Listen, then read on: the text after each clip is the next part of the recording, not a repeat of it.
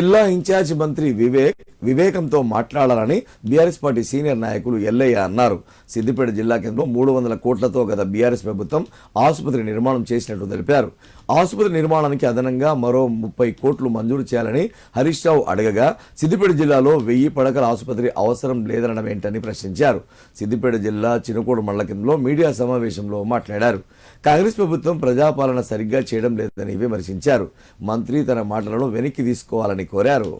వెంకటస్వామి గారు కొంచెం వివేకంతో మాట్లాడాలని సూచిస్తున్నాం. నిన్న జరిగిన రివ్యూ మీటింగ్లో మా స్థానిక ఎమ్మెల్యే మాజీ మంత్రి వారు తన్నీర్ హరీష్ రావు గారు ఇప్పటి వరకు 300 కోట్లు పెట్టి 1000 పడకల ఆసుపత్రి నిర్మించడం, దానికి ఇంకొక 25 కోట్లు అయితే పూర్తి అయితే అని చెప్పగానే నా చెన్నూరులో 100 పడకల ఆసుపత్రి ఉంది, నీ సిద్దిపేటలో 100 పడకల ఆసుపత్రి ఉంది, సరిపోతుందని మాట్లాడడం ఇది ఒక మంత్రిగా నీకు సిగ్గు చేయడానికి నేను హెచ్చరిస్తున్నాను.